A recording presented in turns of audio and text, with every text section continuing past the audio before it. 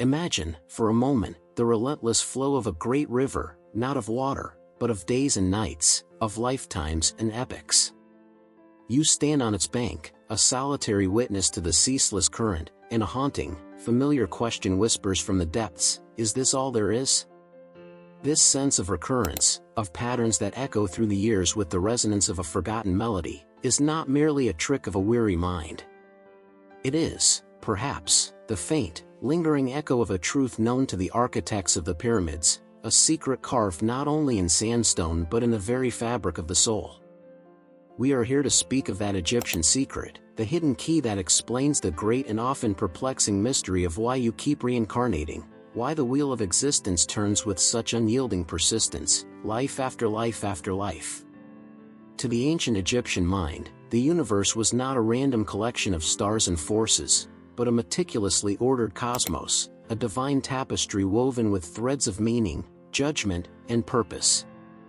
They did not see death as an end, but as a transition, a passing from the sunlit world of the living, the Kemet, into the enigmatic realm of the Duat, the underworld, a landscape of trials and transformations. And at the heart of this journey was not a final, static rest, but a cyclical return.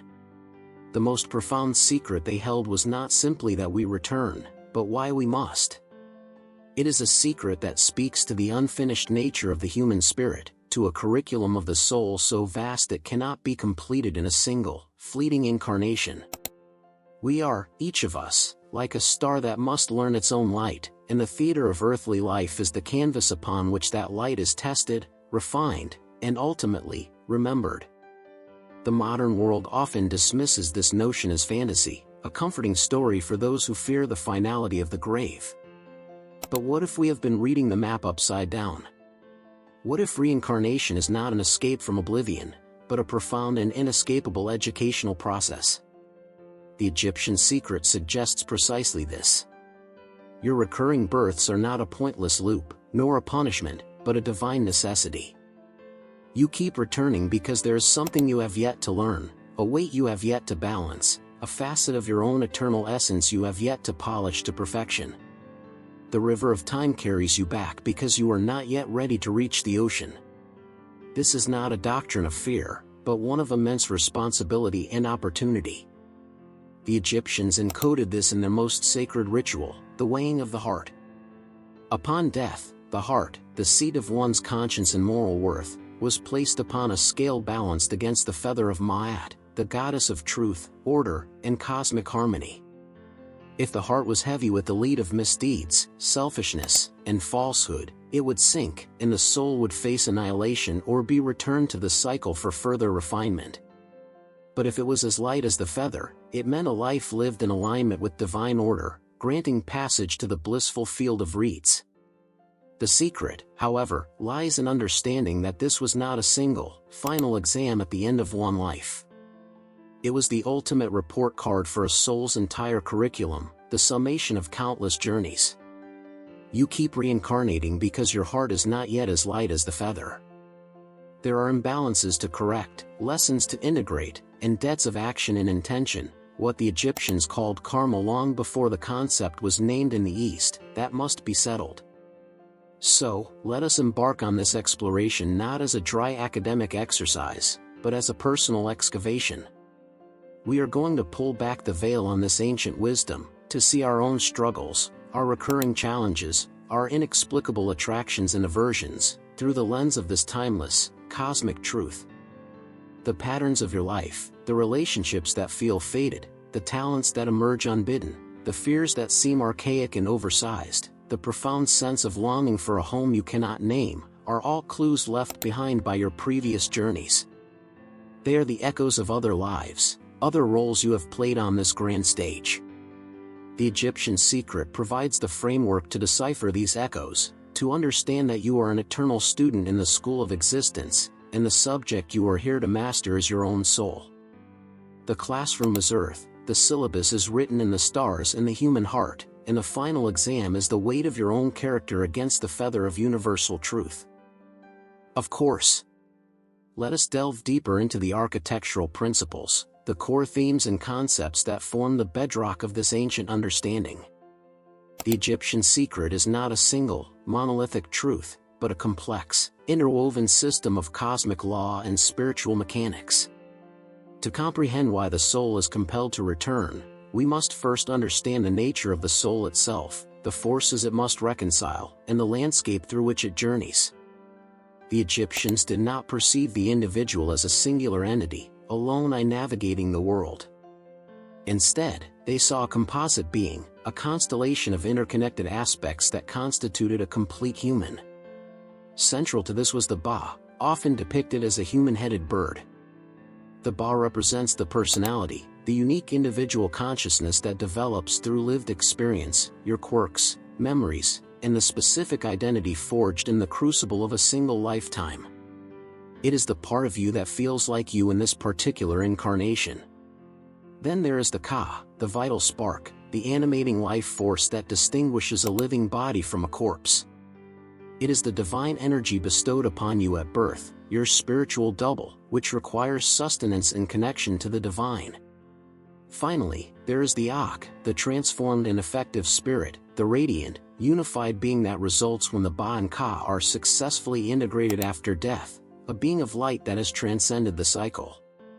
You keep reincarnating because the Ba and Ka have not yet achieved this permanent, harmonious union into the Ak. Each life is an attempt to refine the Ba, your personality and consciousness, to a vibration high enough to fuse perfectly with the divine Ka, a process that is inevitably incomplete within the short, tumultuous span of a single human existence. This process of refinement is governed by the principle of Ma'at. Ma'at is far more than a goddess with an ostrich feather. She is the active, living principle of cosmic order, truth, justice, and harmony.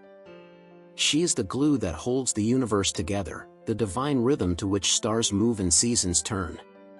To live in accordance with Ma'at is to align one's thoughts, words, and actions with this fundamental truth.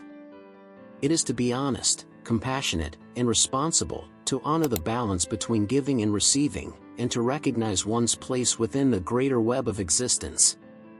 The heart is heavy not merely with what we would call sins, but with any action or intention that creates dissonance with Ma'at, selfishness, deceit, chaos, and the failure to recognize the divine in others.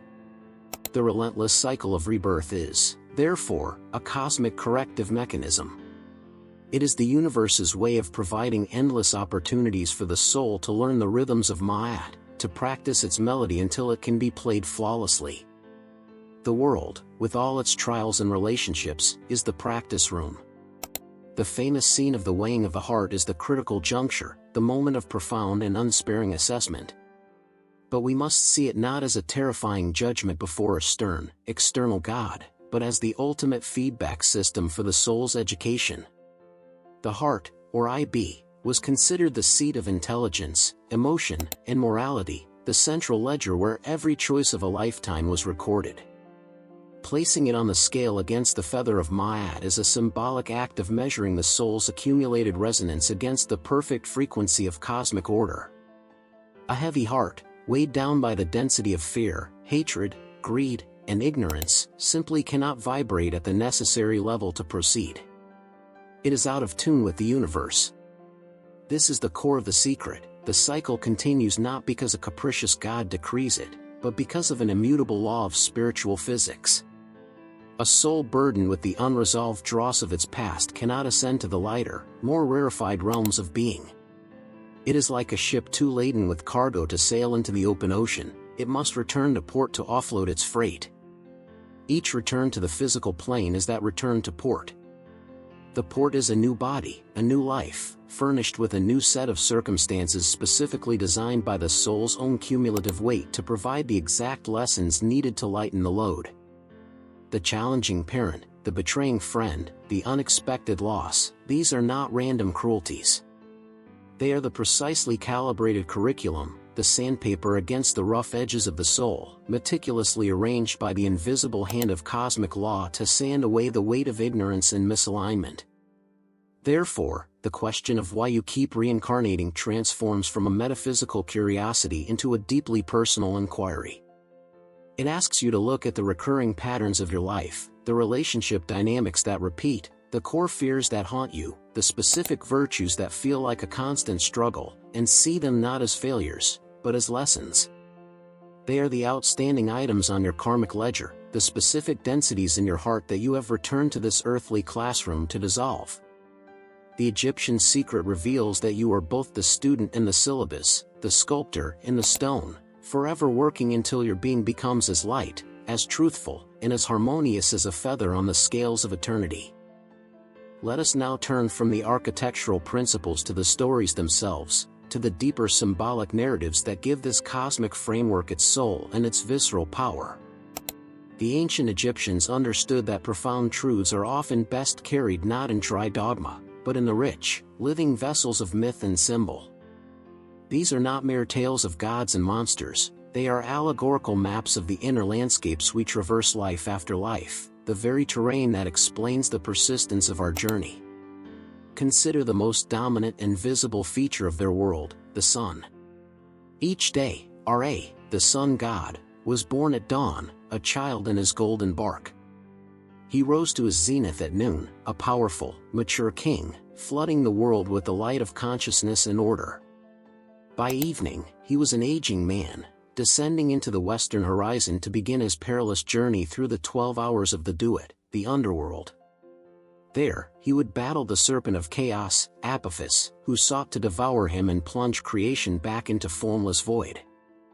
Victorious, he would be reborn again at dawn, renewing the world. This daily cycle is the grand, celestial metaphor for the soul's journey.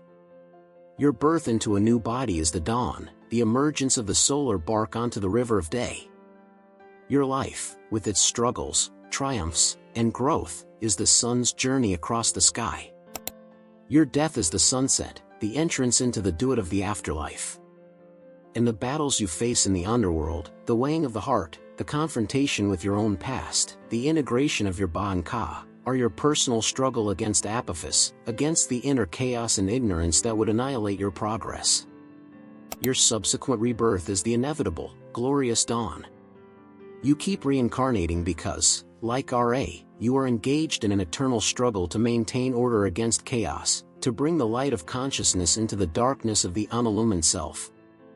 The cycle continues until you have become so adept, so filled with light, that you can defeat Apophis absolutely, no longer needing the physical dawn, becoming a self-sustaining sun in the field of reeds. Then there is the potent drama of Osiris. The wise and good king is murdered by his brother Set, the god of chaos, violence, and the barren desert. Set dismembers the body of Osiris, scattering the 14 pieces across the length of Egypt. His devoted wife and sister, Isis, refuses to accept this fate. With immense patience and magical prowess, she seeks out every fragment of her husband, reassembles him, and through her power, conceives their son, Horus. The resurrected Osiris becomes the lord of the underworld, the judge of the dead, while Horus, the avenging son, grows to challenge Set and reclaim the throne. This is not just a story of royal succession. It is the story of your soul. Osiris represents your fractured, dormant higher self, the integrated being you are meant to become. The murder and dismemberment by Set symbolize the trauma of incarnation itself, the descent of a unified consciousness into the fragmented, scattered state of physical existence. You enter a life and are pulled apart, your attention is fragmented into 1,000 desires, fears, and identities. The pieces of your divine self are scattered across the desert of worldly experience. Isis, with her unwavering love and relentless seeking, represents your human consciousness, your Ba, with its capacity for devotion, intelligence, and perseverance. Your spiritual journey in any single lifetime is the work of Isis, to gather the scattered pieces of your true self. Every lesson integrated, every fear faced, every act of compassion, is the recovery of a fragment of your Osiris nature. The conception of Horus is the birth of the divine child within, the new, empowered consciousness that results from this labor of integration. You keep reincarnating because the work of Isis is not yet complete. There are still pieces of your divine self lost in the desert, fragments of potential, love, and power that you have yet to reclaim from the grip of your own inner Set, the chaotic, selfish, and disruptive aspects of your psyche. Each life offers another chance to search, to find, and to reassemble. Finally, we have the ultimate goal, the Sekitaru, the field of reeds. It is often simplistically viewed as a paradise, an Egyptian heaven. But its symbolism is far more specific and revealing. It was depicted not as a formless realm of light, but as a perfect, idealized version of Egypt itself, a fertile, agricultural landscape where the blessed dead would work the fields, sail the waterways, and enjoy the fruits of their labor for eternity. This is the final clue. The work does not end, it transforms. The field of reeds is not a vacation from existence, it is existence in its most harmonious, creative, and effective state. The labor there is not toil, but the joyful, co-creative act of sustaining a perfect world. You cease to reincarnate on earth when you have learned to be a conscious, willing, and skilled laborer in the field of reeds. Until then, your farming is done here, in the dense, often difficult soil of earthly life. Your struggles, your relationships, your creative endeavors, and your acts of kindness are you learning to till the soil, to plant the seeds, and to harvest the grain. If you cannot farm in harmony here, you are not yet ready for the greater, more subtle responsibilities of the eternal fields. The cycle continues as a prolonged apprenticeship, preparing you for the ultimate, joyful vocation of co-creation with the divine. Let us now make the celestial intimate, and translate the language of gods into the grammar of our daily lives. For what use is a map of the cosmos if we cannot find our own street upon it? The profound Egyptian secret of cyclical return is not meant to be a doctrine to be believed, but a living reality to be enacted. Its true power is revealed not in the silent halls of the dead, but in the noisy, messy, and beautiful marketplace of your present existence. The call is to become the active Isis in your own story, the vigilant RA in your own sky, and the diligent farmer preparing for the eternal field of reeds, here and now. The first and most practical integration begins with the cultivation of awareness, what we might call the practice of conscious weighing. The great scale in the Hall of Ma'at is not merely a post-mortem destination, it is an internal instrument you carry within you at this very moment. Every choice, from the monumental to the mundane, is a moment of weighing. When you are presented with the opportunity to speak a harsh truth or a comforting lie, your heart is placed upon the scale. When you feel the impulse to act from generosity or from greed, the feather of Ma'at is set against the weight of your desire. The practice is to bring a moment of sacred pause into these daily junctures. Before reacting, ask the ancient, silent question: does this thought, this word, this action, bring me closer to the feather's lightness, or does it add density to my heart? This is not about a morbid self-judgment, but about becoming a master artisan of your own soul. The irritation in traffic, the patience required with a loved one, the integrity shown when no one is watching, these are the micro-lessons, the daily grains of sand that accumulate to form the substance of your heart. By engaging in this conscious weighing, you cease to be a passive passenger on the wheel of rebirth and become its active pilot, gradually lightening your vessel for a smoother journey. This leads directly to the second implication: decoding the curriculum of your life. The Egyptian framework insists that your present circumstances are not random. The specific challenges that repeat, the relationships that feel faded and fraught with intensity, the deep-seated fears and the inexplicable talents, these are not flaws in your existence, they are the precisely tailored syllabus for this particular incarnation. That difficult relationship is a classroom for learning forgiveness or setting boundaries, virtues your soul may have neglected in past cycles.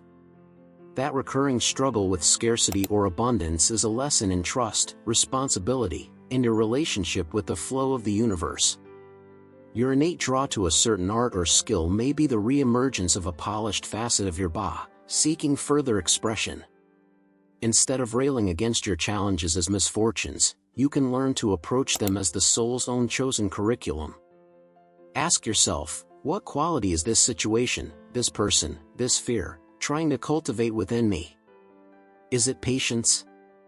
Courage? Unconditional love? Discernment? By reframing your life's narrative from one of victimhood to one of active, spiritual education, you engage directly with the karmic purpose of your return. You begin to gather the scattered pieces of your Osiris self, consciously and deliberately.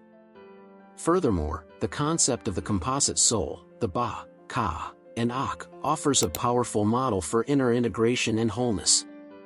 The modern human often feels fragmented, pulled between different personas: the professional, the parent, the friend, the private self. The Egyptians would see this as a failure to integrate the Ba and Ka. A practical method for this is the practice of reconciliation.